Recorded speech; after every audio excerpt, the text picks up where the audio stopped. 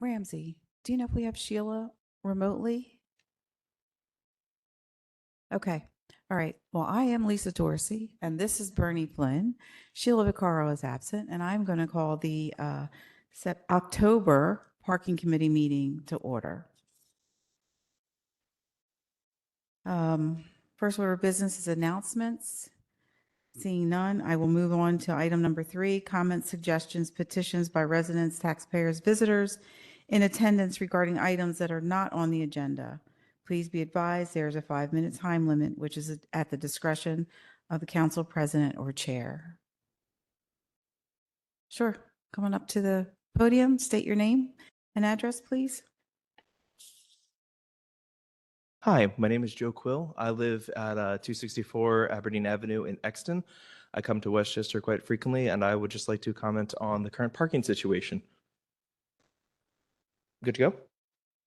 All right. So the other day I came into Westchester, and typically I park across from the courthouse, and I noticed that there is a new management system that is going in place or is in place where no longer will there be free parking after 4 p.m.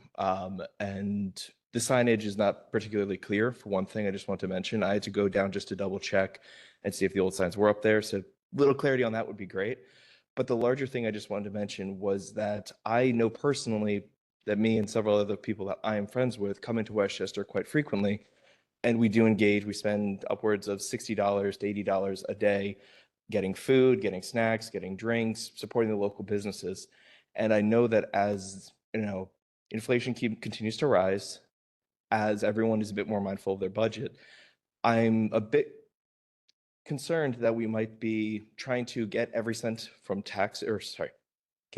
we can from parking, inadvertently making people less likely to come to Westchester and therefore continue to support the local businesses. I know that walking past Iron Hill Brewery when it was still up, it concerned me to see only 10-12% of the bar being filled, and it was all at the front. It was this illusion of success.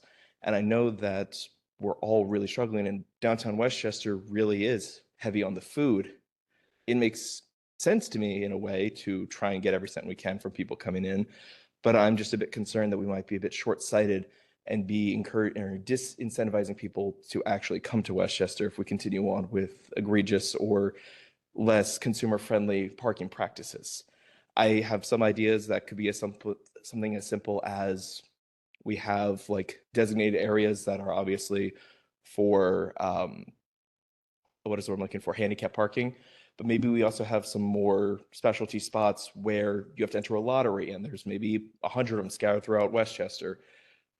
I'm just really trying to say, I feel like we are disincentivizing people from coming into Westchester, especially when it's yet another app, another website where you have to put in your credit card information and hope that it doesn't get hacked or that it's legitimate. I'm just thinking about this because I went into Westchester and I was lucky in that, sorry, it's been a day. Really what I'm trying to say is, what if someone goes to one of these parking spots and they don't have their phone on them because it's charging or it's broken? Are they supposed to just accept a ticket because the kiosk isn't there and they have to scan a QR code? I'm just saying, I think we might want to be making this as user-friendly as possible. And I think we might be not going to the worst possible outcome yet, but I think we might be going in a direction we haven't considered everything. First of all, thanks for coming in from Exton, and don't stop coming in. We take our parking department and council and parking committee. We take a lot of information in about parking, but this time I feel like Jalen Hurts. You need to go see the county because the county owns that parking lot. Okay. And they have realized that they were losing revenue after 4 o'clock because everybody was parking on the second, third floor, fourth floor, whatever it is, and going to the bars and going to the restaurants and enjoying town. And they were bypassing the Westchester Borough parking meters and kiosks and all that stuff. Yeah. The county said, oh. And I actually took the elevator up the other day because I don't walk steps anymore too much. And it's clearly marked. And they actually asked us to manage the parking garage, but we couldn't come to an agreement with it. Okay, so to that point, unfortunately, the county has decided they're going to collect money. The revenue that we collect from parking meters and from kiosks and everything else, we actually use to help balance our budget here in the borough. So it's an income stream that we use to keep the taxes low for the residents that live here in the borough. Also, it helps us to maintain the parking garages because it's very expensive to maintain a concrete structure. There is free parking in the borough. You got to be creative enough to find it. And I'll give you a hint.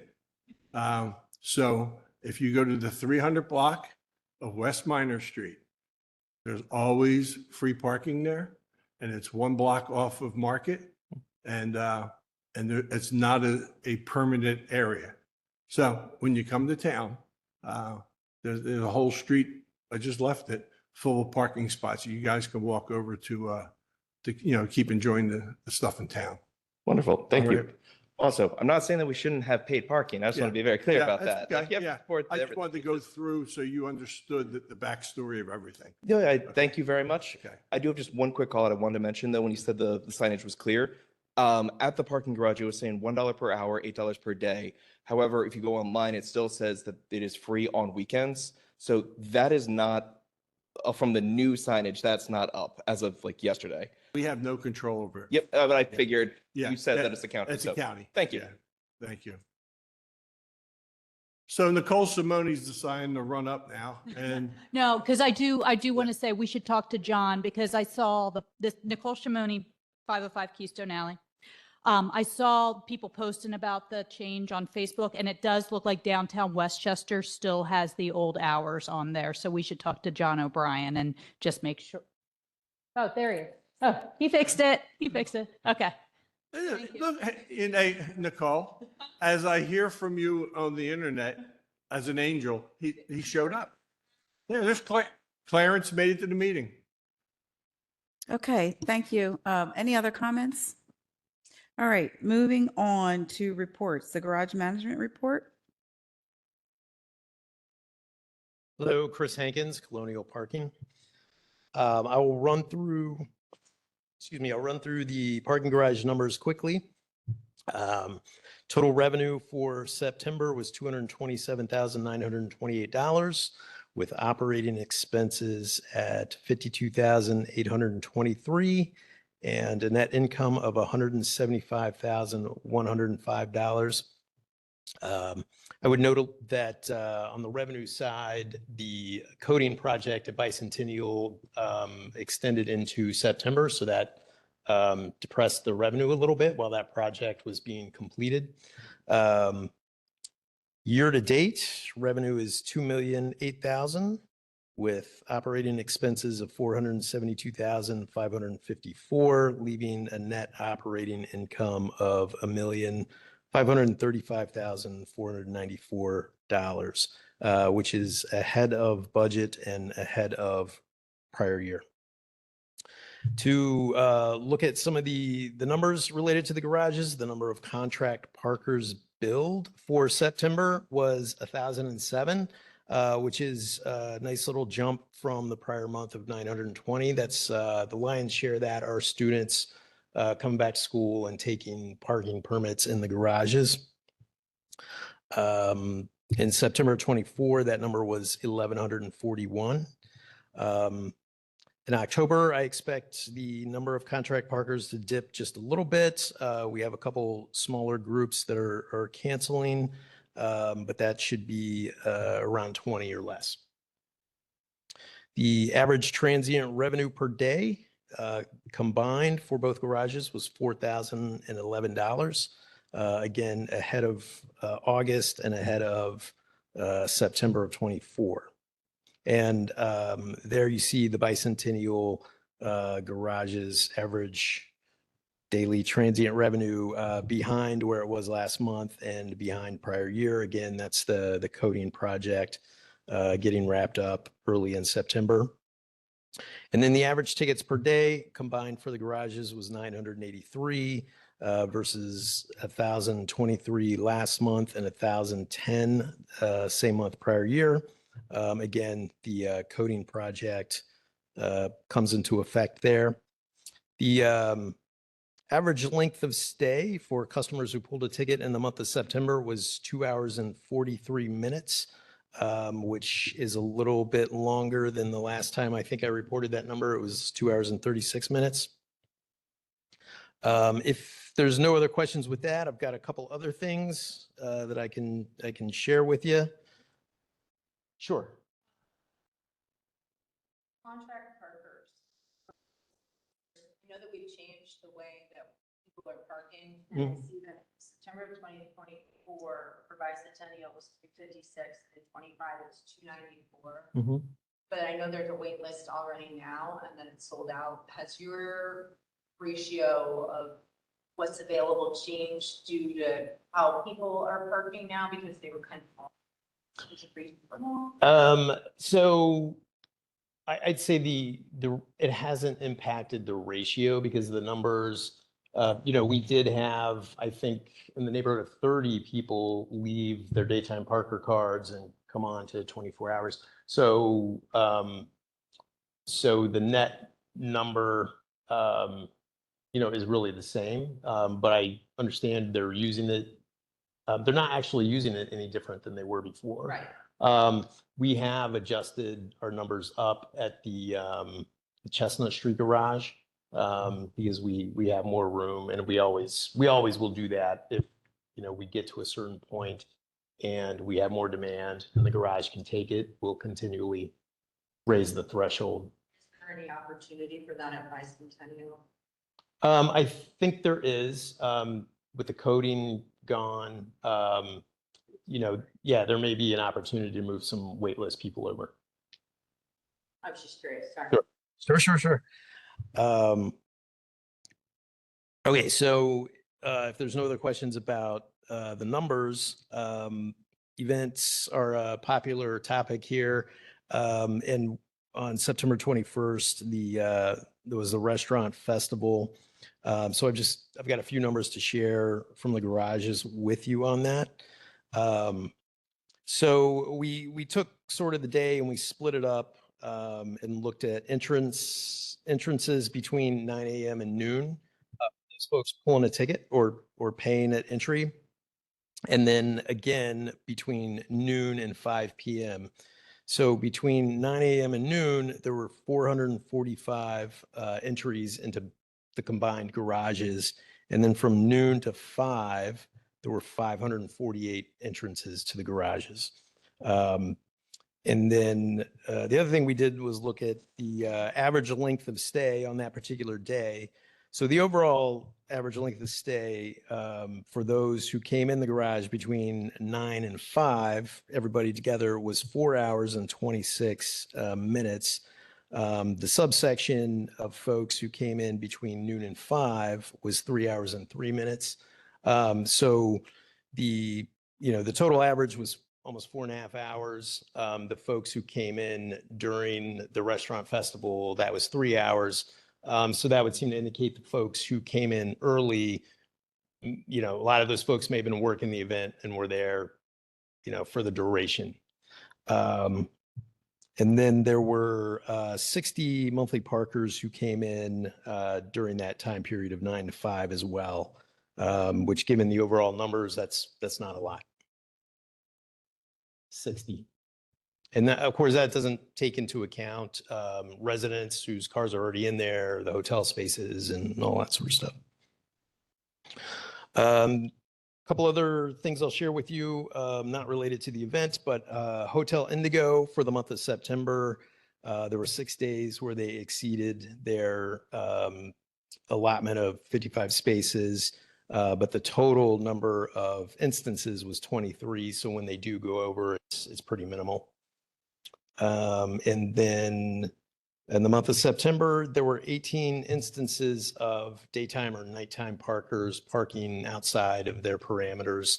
And we know that because there's a rate in there, and they had to pay a rate to be outside of their their parking hours. No, that's for monthly parkers who have a daytime or a nighttime. Yeah. Any questions? That's something new that we instituted, right? Folks that are going outside of their allotted hours, right? Mhm. So, It's yeah. it's not at all. To me, it would indicate that, the compliance is pretty good. Mm-hmm. Chris, the hotel, we had, you guys had a lot of conversations with them a couple of months ago about adjusting the pricing and stuff like that for people that are going over or staying longer. Has everything been going according to the plan that you guys have agreed to? And there's no issues with the owners? Yeah, we haven't had any issues with them. As far as I know, they've paid the invoice for previous billings for the overages. And yeah, I think things are going all right with them. Thanks. Okay. Any comments on the parking garage management report? Darrell Cook, South Walnut Street. Did we fill the garages at any point during the month? So yes, during the restaurant festival, the Chestnut Street garage did fill for a time and then reopened. I want to say it was less than an hour that it was full. When you say full, Mhm. is that all the way to the top? So what that means is all the available spaces were taken except what were committed to hotels, as well as some spaces to accommodate monthly parkers. Any other comments? Okay. Moving on to B, the director's report, 2026 parking department budget. Hi again. Let's see here. I'll make this quick. We made the cut this month for the purchase order for the 5 additional kiosks in town, so that should be on the finance agenda. Monica and I are still working on the parking survey, but the budget has kind of usurped a lot of time for that, so we will get that taken care of. The bicentennial ceiling project is complete. Monica just turned in the purchase order today, or not the purchase order, the payment recommendation from our consultant on that. Will has submitted an EV charging station purchase order, and these will be installed inside the Chestnut Street garage. There were a couple of spaces that are kind of precarious spaces anyway at a turning area that we thought would be well suited for this. So look for that in the garage when they get in. We're still meeting with Kristen to work through the Chapter 104 update. Mikey, our intern, is us with the loading zone audit. So you'll see those pink papers up again. The bike lockers have been installed at the Chestnut Street lot. We do need to think about for 2026 sometime coming up with the pricing structure once they're activated. Tim Phelps from TMAC has been walking us through that grant funded process, and we'll have to do some training on that, but it'll be nice. You can come into town, use another app. And I think we should probably consider doing like a free period for a while just to get people used to it. But that'll be nice to get those used. Marjorie Hoffman was at our August meeting. She had some recommendations and requests that were helpful requests. Public Works has completed everything that she had requested, additional signage for Lot 6, stop sign movement. And the parking spaces have been painted towards Gay Street, so Public Works did do that. So the residents on Gay Street near Lot 6 can now park closer to their homes. I also forgot to include in here, but Hotel Indigo did provide signage. I did send it to Sheila because I know she wanted to see what it looked like. And those are the signs for the garage that will go up on the second floor in the areas that were decided in the lease. As far as revenue goes, thank you to Patrick McCoy because we did not realize that the total revenue did not total. So the total revenue for the 2025 budget is supposed to be $3,256,456. So sorry about that. But for the month of September, ticket revenue was $131,245. Posting revenue, it was a busy month and there was a lot of paving going on. So that was 6,758. Meter revenue, that's at 192, 545, 95. But again, that I believe includes our service fees that we then pay back out through Butts tickets to Flowbird. Permit revenue was at 7,510. The total was 338, 59, 45. Any questions? Ernie? No? Okay. Business tag. Any other questions? Okay. That's it. Ready to move on? Yep. Minutes? Yep. Old business, motion to approve the September 25 Parking Committee meeting minutes. Okay, 2-0. And discuss special event revenue. Consider reinstating previously approved revenue sharing with event holders. So, yeah, I gave this spiel, you missed it, in the ACT committee, but talking to Barb and Keith and seeing the options of what we were looking at for council to vet different special events and come up with a rating scale. I asked Barb how the previous special event revenue and charges had been considered because I was out of town. And I think the assumption when she modified the costs last November was that we would always, that included the 50% cost sharing or the revenue share. So anybody having a special event that shuts down the streets in town that has special events at the garages, the assumption from Barb and Keith, me being greedy, did not realize this, was that we would give 50% back as a cost reduction to whoever was hosting the event. And like I said, John O'Brien said, you eat what you kill. Originally, I think it's a great way to say it because, if you have a really spectacular event, you're going to bring it in, and the borough will always be doing better with the special event revenue than without that. So I just wanted to urge consideration for just maybe considering this for a year and, being open to, instead of having to rate things and evaluate things and find a revenue source, can we just consider reinstating the previous policy of sharing the parking garage revenue at a 50% rate with the special event applicants? And I would also say in that we will also be charging for lots. Our goal is to get that ready by the Christmas parade. So moving forward, we would also still have the special event lot revenue that would go wholly to the borough. But I think it would be much easier and cleaner for anything that would generate a special event parking rate, that it could just, you split the cost 50-50 and we call it a day. So did I miss that in this policy? Because I don't remember So- reading that. Well, no, so when I presented, You're like, I didn't change the policy. So the policy Okay. that I gave was the one that One. we had most recently blessed. And one of the standards that parking committee and council had decided was, and there's just one sentence, it says revenue from all special event parking will not be shared and will be retained wholly to the Borough of Westchester Parking Services Department. I'm just asking that we modify that sentence to, the parking garage revenue would be shared 50% back to the applicant.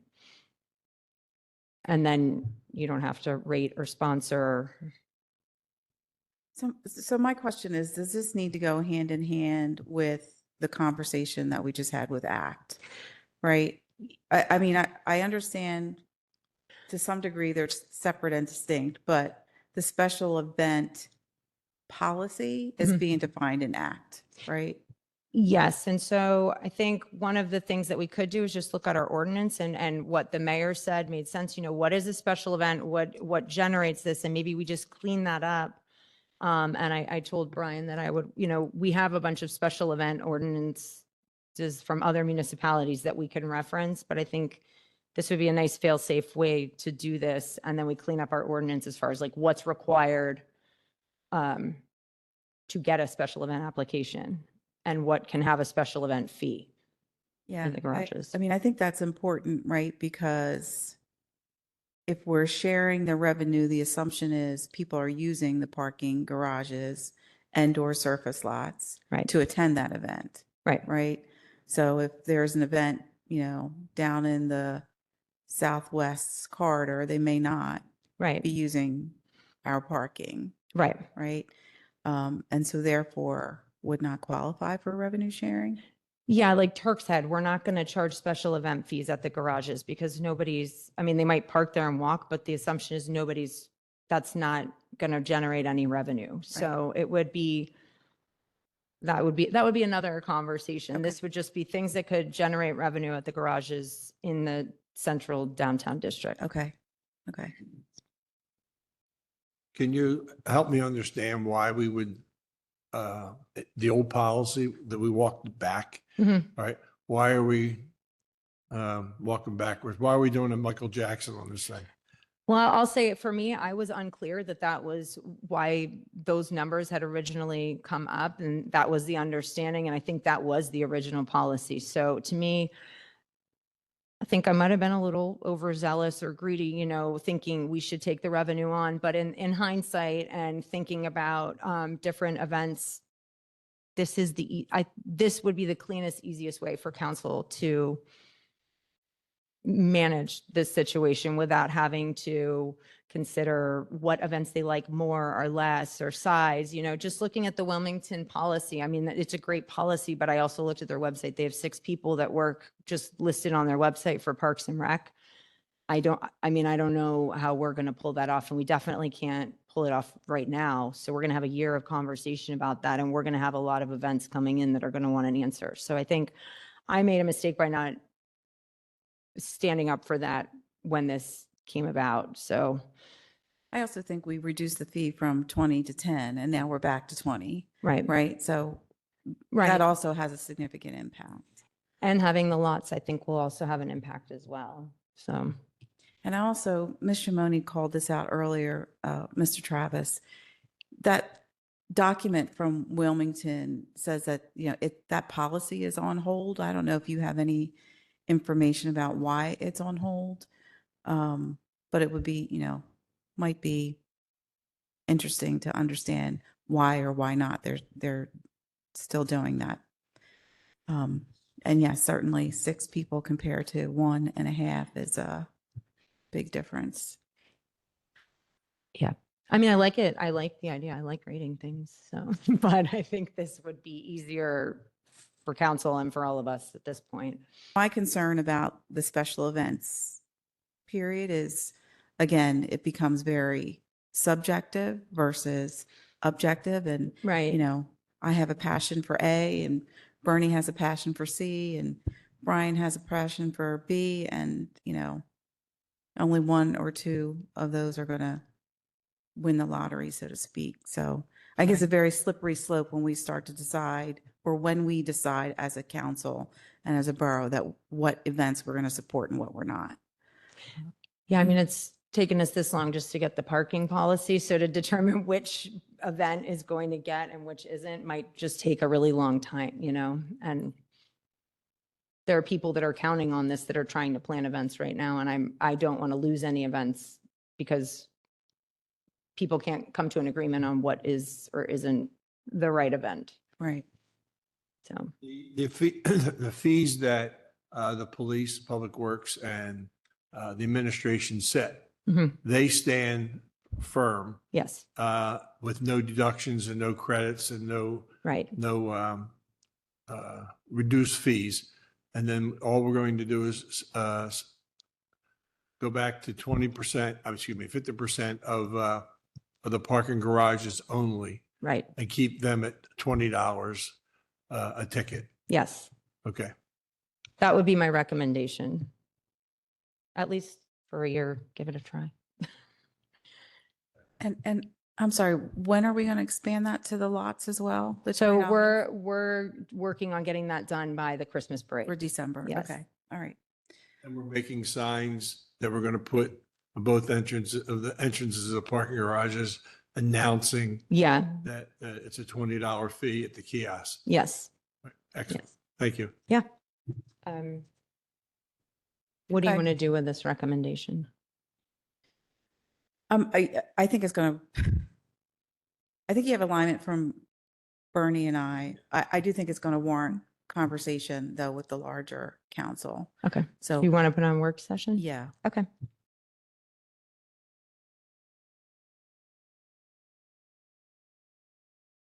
Any comments from the audience? Okay, we will move on then to new business. A motion to approve the contract with Butts Ticket Systems Park Mobile for on-street parking and lot payment services. Provide alternative app for payment and redundancy, future planning on the streets and then the lots of the borough. I just want to share a story. I was out walking my dog this morning, gentleman was parking on Market Street in a handicapped spot. Only uses, elderly gentleman, only uses his phone to make phone calls. So I'm explaining to him, scan the QR code, download the app. Long story short, I did it for him and, got him on his way.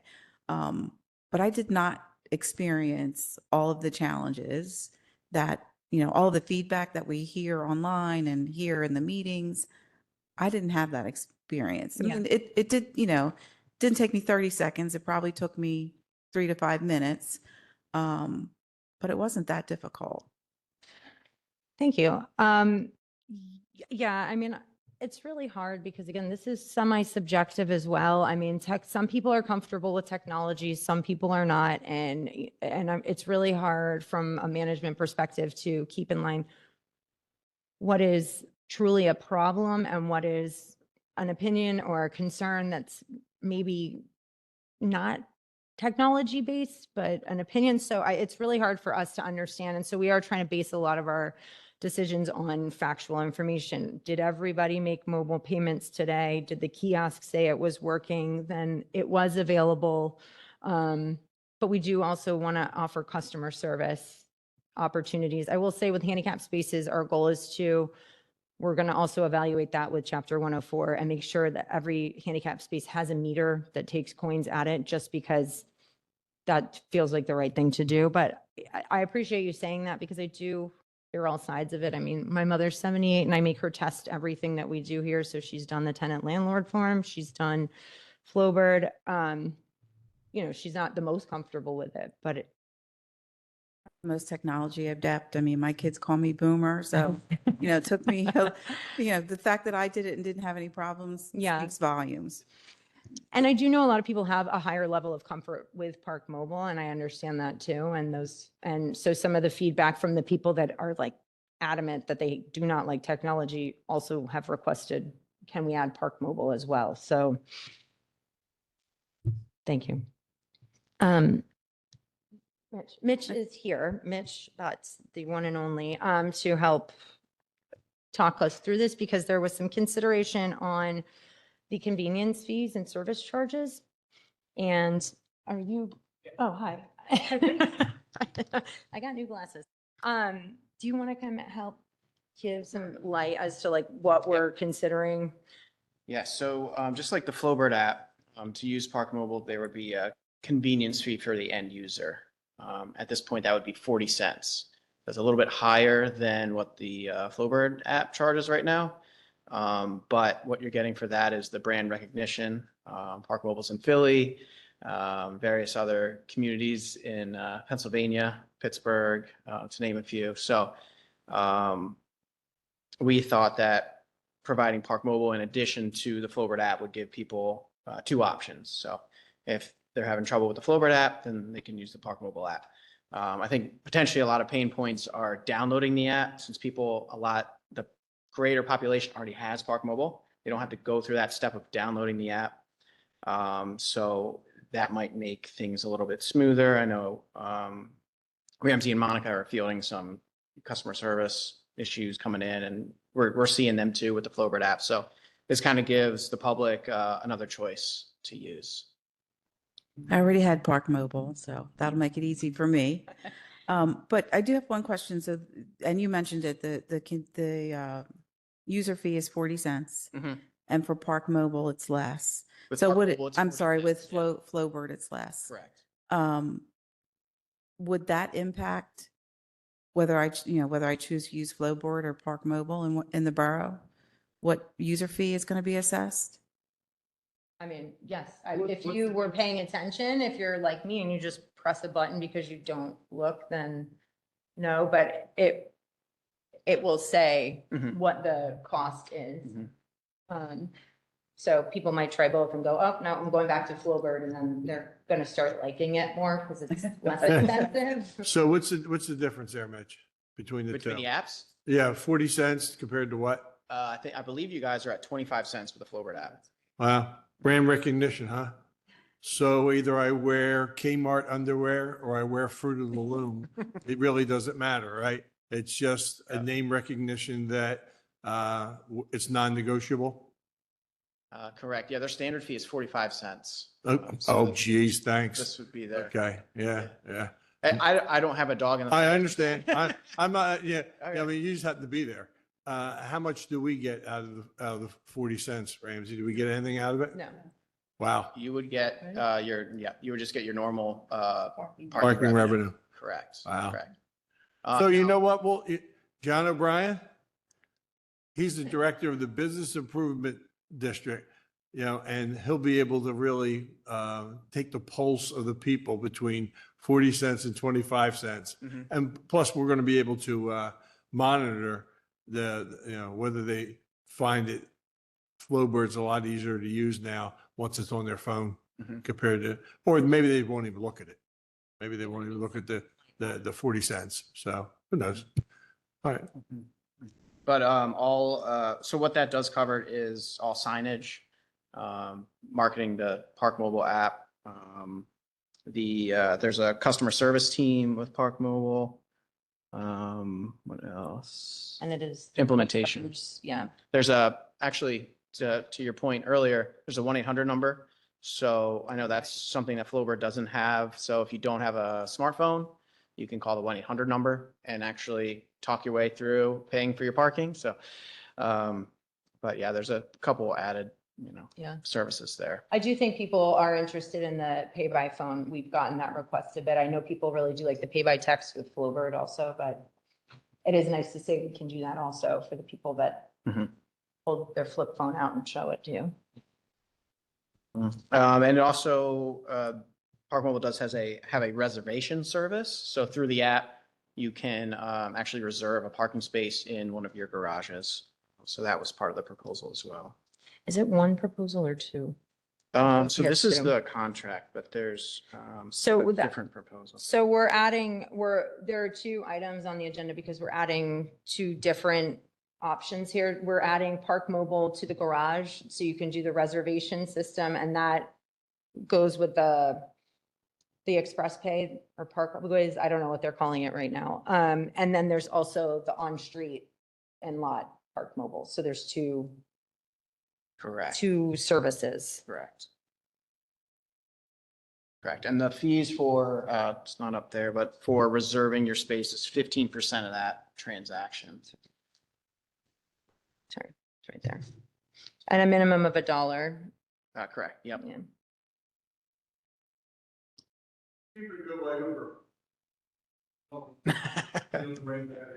Well, you can walk. Right. I use Uber Black when I travel, so I don't have to worry about anything. So, yeah, I tried to use the apps in Washington, Chicago, and Mackinac. And you know what? I wind up paying for the entire, I told Ramsey, I wind up paying for 24 hours instead of 2 hours because I don't understand the machine.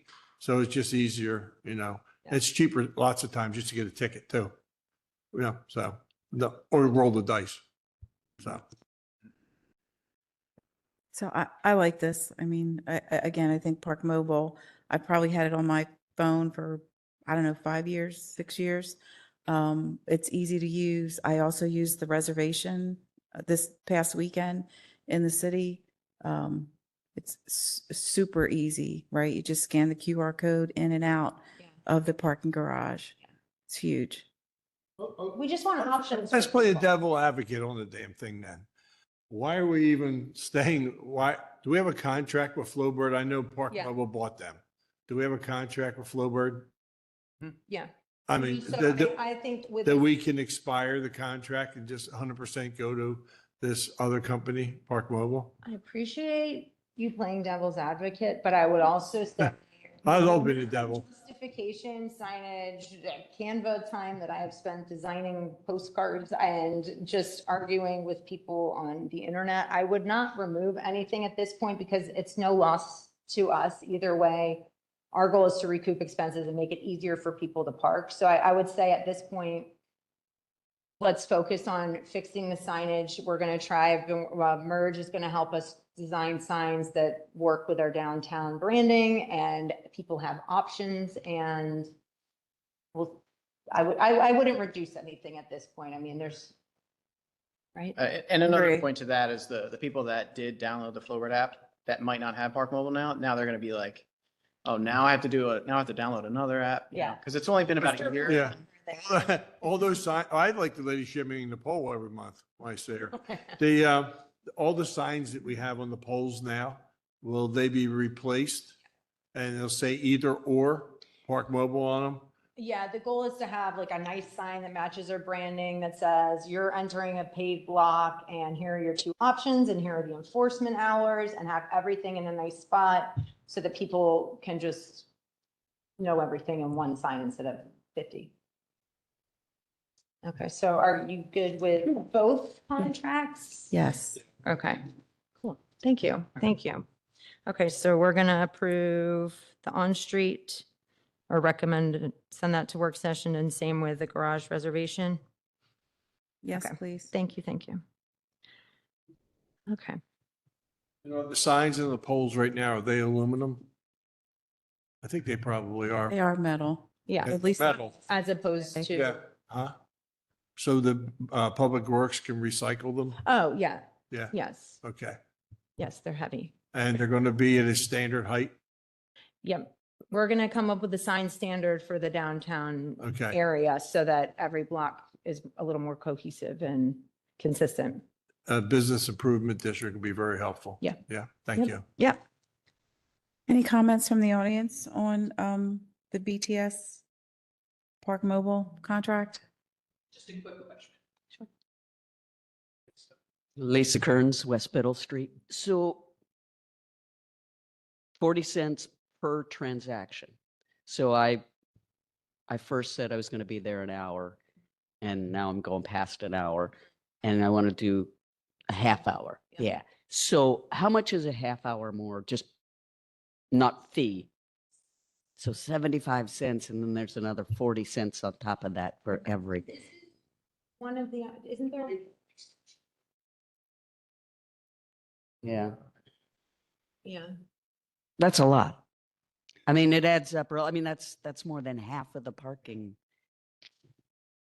It'll teach you to estimate your parking. I was gonna say, so it That- pays people to yeah. overestimate as opposed. That's right. Or the garage. Tax.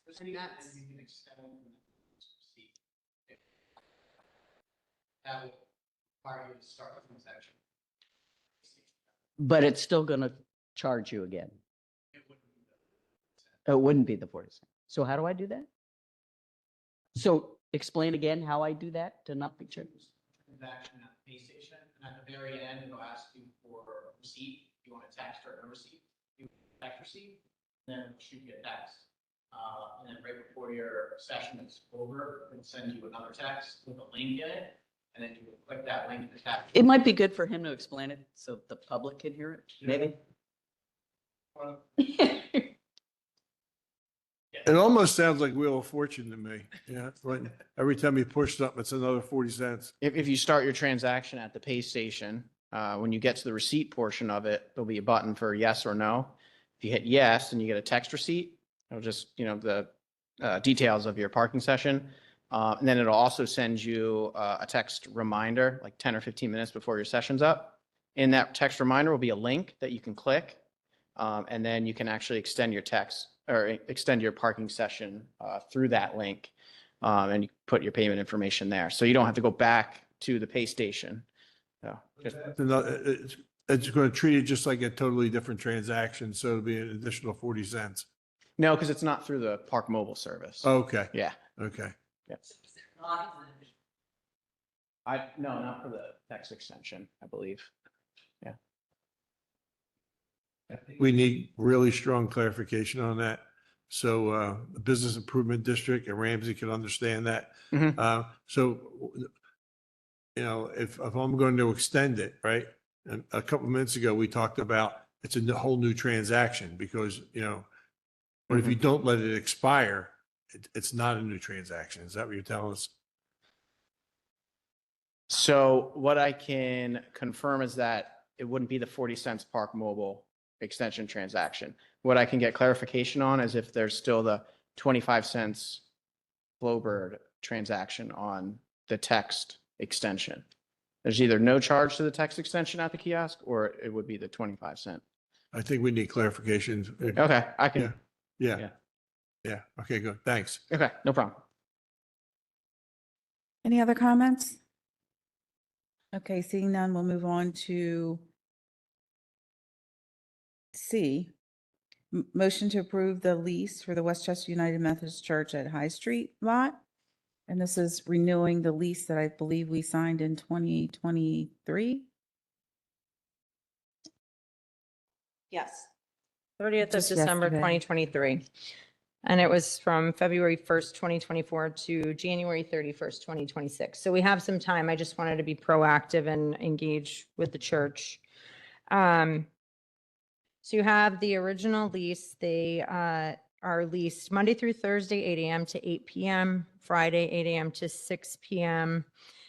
And it was 18 spaces, and they use hang tags. The church sent back a request for 3 additional spaces. Sorry, this says 23 spaces. Isn't that 5 more? Is that? This says 23 spaces. So are they asking for 23 spaces? Okay, well, that would make, there's 34 spaces total, so that would not leave many for, and there's 2 handicap spaces. So they're requesting, do you think that's correct? 3 additional? Yeah. Okay, so they're requesting 18 total. Currently, they have 15. And they want to extend from 8 p.m. to 9 p.m. Monday through Thursday. And they also put a renewal clause in here. I didn't send the renewal clause to Kristen yet, but I wanted to get feedback on the additional spaces and the additional hour.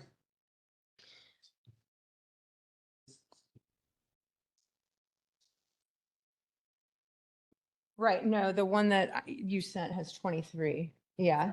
Okay, so can we'll clarify that before okay, so I think there might be a typo in the proposed lease that it says 23, but it should be 21 proposed spaces.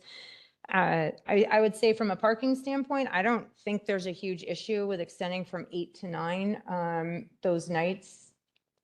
I would have a little hesitancy to add 3 more spaces, not because I don't think they need it, but because I think the public would lose 3 more spaces. And we also lost 3 spaces when we repaved the lot. So the number of spaces was reduced because they widened them.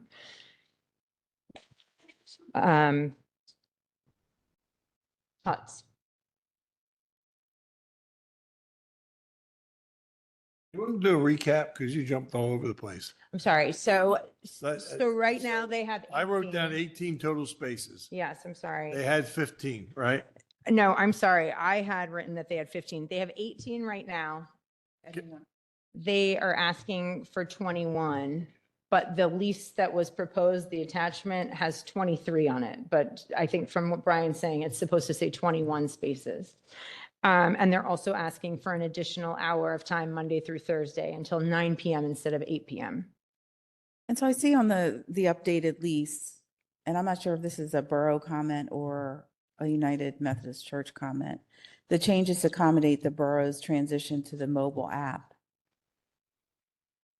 Yeah, all of the comments, this came from the church. This is their proposed lease. What does that mean? What, going from 8 to 9 PM? How does the mobile app impact that? I think that meant the public parking metering system. So it's not, because it said kiosk before. So I think that's just to change the verbiage Oh, okay, to not include the necessarily app. hours. Yeah, I don't think it's the comment on Okay. the hours. I think it's just because it said kiosk before. Does that seem right? I think that's what that means.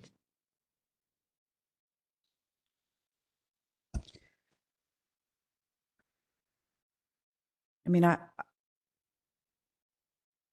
if you're okay with the hour, then I'm okay with the hour. I don't really understand what a difference an hour makes.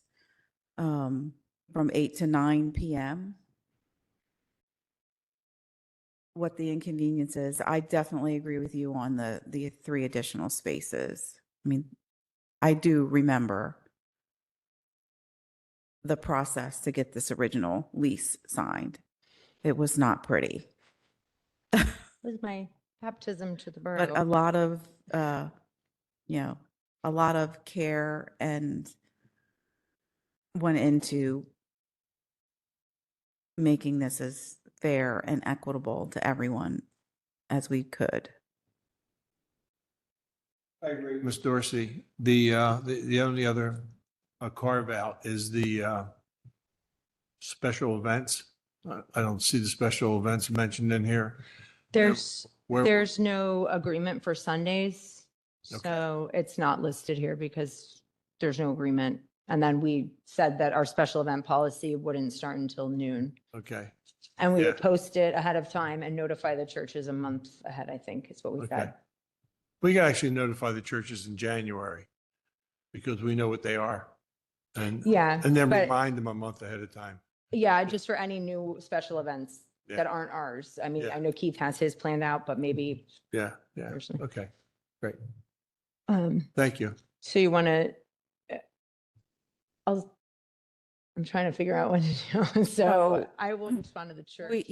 We intend to leave it at 18 spaces or whatever the number is that they have today, 18. right? I mean, and my preference is to leave it at 8 PM, but I'm not going to die on that hill. All right, okay, so we're good with the hours, 18 spaces. I would like to just, how about the renewal? It says unless a party gives the other party written notice of its intent not to renew at least 6 months before the expiration of the then current term, this agreement shall automatically renew every 2 years for a successive 2-year term, each commencing immediately upon the expiration of the previous term. I think 6 months is a really long time for a 2-year lease. Yeah. My comment too. I mean, the maximum I would go would be 3 months, 90 days. Okay. 6 months feels a little excessive. Okay. And I see there's a termination clause that was crossed out, but I think it's worth asking Kristen for verbiage that maybe is reciprocal for both parties, just in case either needs an out. That when I read that, I thought that was being replaced with the 6-month Oh, termination fee. I mean, termination Okay. term. That's how I interpreted it anyway. Okay.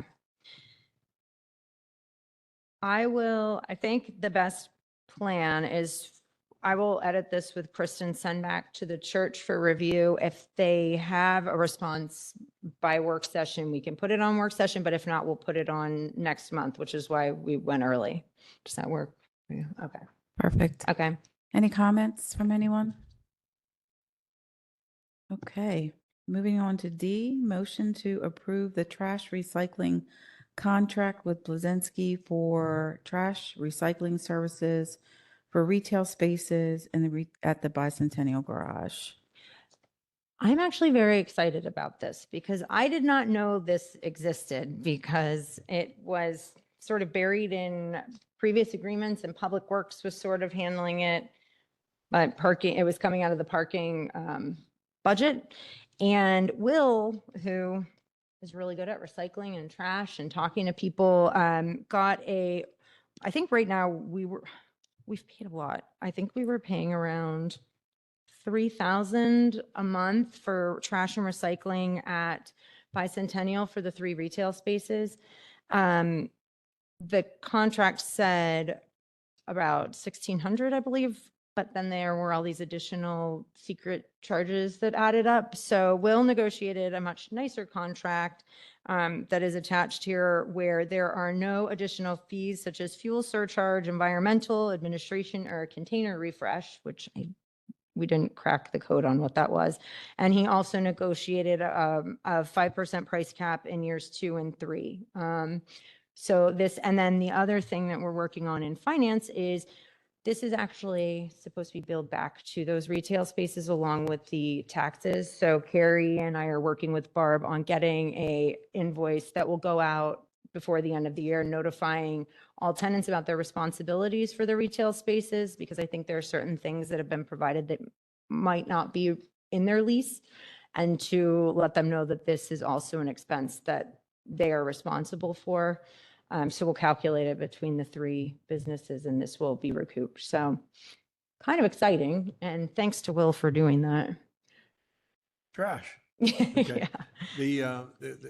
The only thing that, one of the tenants, if you remember, one of the tenants was adamant about when the trash was being picked up, they were leaving debris on the floors. And not making, when they pull out the dumpsters, making sure that everything is swept or off the floors. I know they're not going to sweep the floor. Right. But Maybe we should insist that the vendor make sure that nothing is left in there on the floor. Yeah. And I think there were some other issues culturally. Well, I also think quarterly, Public Works should go there and power wash it out and disinfect it, Yep. on their work schedule. So, Yes. Yeah. Yeah. Because that alley Mhm. is pretty treacherous with all the food stores on Market. It's a slippery slope with all the grease, And mattresses. and mattresses. Yeah. Yeah. Yeah. Well, I do know that Public Works is very interested in proactive engagement on these things, so I'm sure we can partner. So we're good with that to go to Yes. work session? Thank you. Any comments from anyone? Okay. Other business? Ms. Dorsey, I have real short other business. I had a request from a resident that would like to have parking enforcement in the permit zones on Saturdays and Sundays. It's OK Corral, because everybody knows that we don't basically work on Saturdays and Sundays. And guests park very close to the entrances, the alleys, and the fire trucks and the ambulances can't get down the alleys because they know that no one's going to enforce anything. I know it's a cost to the department, but the Saturdays and Sundays, during regular working hours, because we do know on Saturdays, the meters are all free until 5. Mhm. Okay. And then Sundays, there's no charge for Sunday parking. But that opens the door for the cars that are parked where they shouldn't be parked in the districts that have permits. Yeah. So, please take that into consideration. Yeah, I would say that is a very big decision that, we weigh and go back and forth on often. But I will say, we do have an officer on Saturdays that comes in at 5 PM with the license plate reader car. And one of his goals is to do a very widespread search for state violations, which would be too close to an alley, blocking driveways, handicap, hydrants. We do have a 24/7 police department that is also available to ticket for any of these things during the day when we aren't here. I think if we are going to consider permit enforcement on Saturdays and Sunday, which I'm totally open to, if that's what the majority decides. Obviously, there's a cost associated with that for the enforcement. But it will also have an impact on parties and guest passes and visitors, which is a double-edged sword because we don't have a great system for, if you want to have a party in a permitted area, how do we have 50 people at your house? And what is the plan for that? Because right now, The It's not easy safety, to solve. as you would say, the Commonwealth Safety Program mhm, is more important. yeah, And I can tell you that in the 6th Ward, the sweetest ward in the borough, because, where's Mr. Quill? The 300 block of West Minor Yeah. Street. If they had to turn a fire truck on Potter Alley, mhm, Willerton Alley, I'll talk about my ward, yeah, you can't do it. yeah, And if you try to turn a corner on Hemlock Alley, you can't do it. right, So even if they do a wide swath and they just do the intersections and that would be a great start. mhm, So, yeah, and most of the time what happens on a Friday night, or excuse me, a Saturday night, they're not waking up to go to Nudies to get their grease yet. right, So, it's, if they go around on Saturday night, it would Yeah. start, yeah, bringing some kind of civility sure. to the We've- neighbors. We've definitely been talking about that with the night shift officers in general and just talking about widening their reach anyway. The north, there isn't a ton of permitted parking up there, so it's been a little bit ignored, but there are people up there that are parking illegally on here to corners and making it harder for people. So that is a conversation that we're having in the enforcement department. And I would say anything after hours, Monday through Friday, after 4 PM, if you call the police non-emergency number, dispatch will contact the parking department if we're here, and we will obviously respond to that, but they can also send a police officer out if we're not here to touch on that. I would hate to use, because Diana the Bold corrected me many, many years ago. I love Diana the Bold. I said the officer would pay for themselves. And of course, we don't want to use that as thank you, Diane the Bold, if you're listening, as an incentive Right. to have the officer give tickets Right. based on need. But it's a safety issue. Sure. It's really a safety issue. Yep. So, it's especially down in the southeast too. Yes. Yes. I was down there and it's a free for all with Yeah. cars. So Yeah. thanks. Yes. Anything else? Okay. Yeah, just for the record. Okay, yeah, just for the record, I thank you for bringing, it's not on, is it?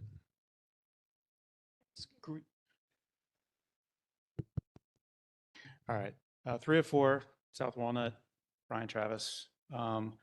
So thank you for bringing that up because I was going to bring this up as an agenda item for next year, but I think we're talking about it now on the heels of a big event weekend in the borough, homecoming. I actually couldn't park on my street for 3 days.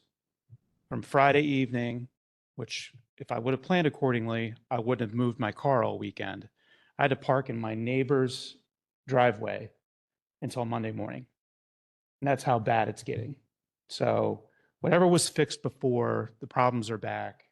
And it's amplified when we have big event, especially around the university, especially in the Southeast. So I would absolutely advocate for Saturday enforcement. It is not a new topic. It's probably a 10-year-old topic at least. It keeps coming up, and there's a good reason why a topic like this keeps coming up, especially in congested areas where residents can't find parking. Or I have to plan my whole day around it. And it's because of other people cheating. I mean, They're making spots or it's not being enforced on weekends. I mean, I'm not making this up.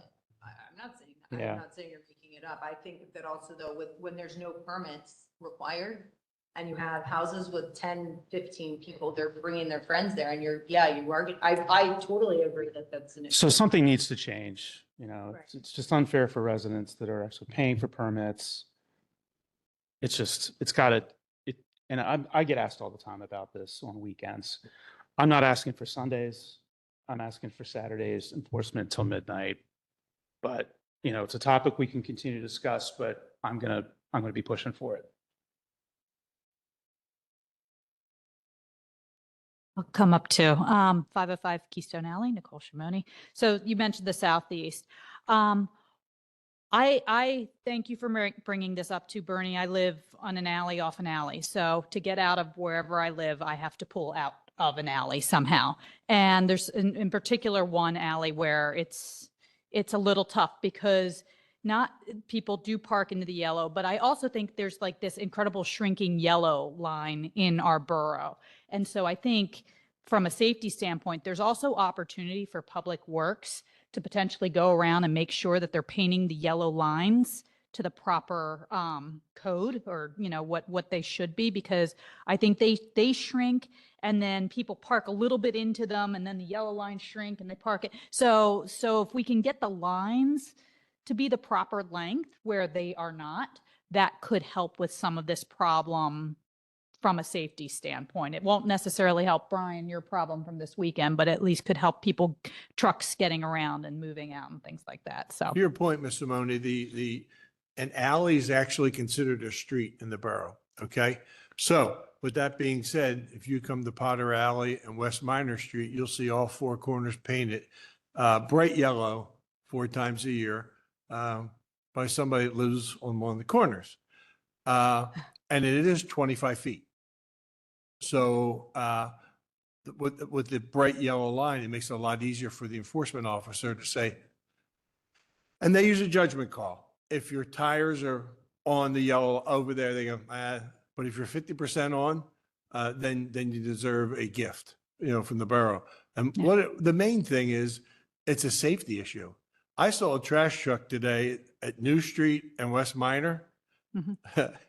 He took the bumper, door, and the mirror because he couldn't turn the corner.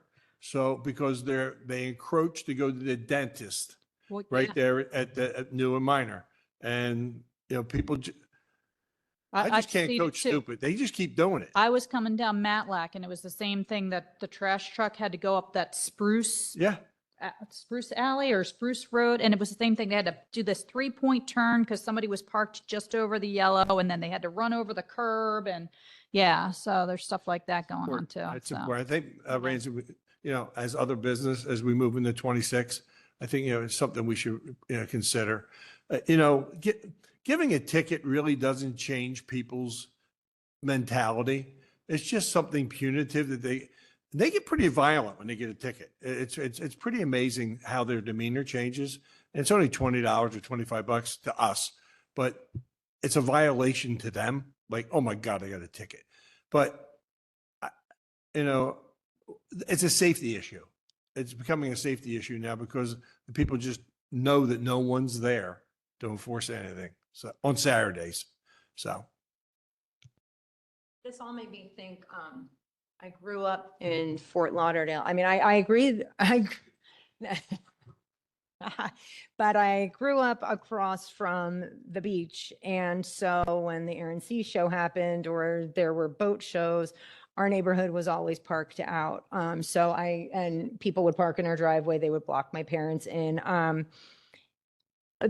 We could consider maybe not every weekend is permitted, but maybe we modify the ordinance that if it's a dedicated special event or a specific weekends, like homecoming weekend, that it would be a permit only weekend, so that guest passes would be available. But if it's a permitted area, you're guaranteed, well, not guaranteed, but the availability would be there because it would be the residents and guest passes. So maybe there's an opportunity to kind of dip our toe into the enforcement arena on weekends as well, just to make sure for heavier issues that there's a way to test it. Because I agree, I definitely think there's work to be done, and it's all the areas are so diverse. So Maybe just, you know, until it's budgeted, enforcement on like homecoming weekend, right? Making sure we're enforcing it yeah. on, you know. Yeah, I mean, we did bring in 3 officers Saturday night to make sure that there was steady enforcement. So we did have parking officers here. for that, but not for permits. Oh, I'll buy you a nice cup of coffee at La Baguette and whatever pastry you want at any Saturday morning, call me and we'll walk just the 6th Ward. oh, you don't have to bribe me. I'm already here. I'm always here on the weekend. I needed a reason to You can go to get my, croissant. I needed a reason to go. Yeah. I'll buy you a cup. Yeah. Okay. Meeting is adjourned at 7:13.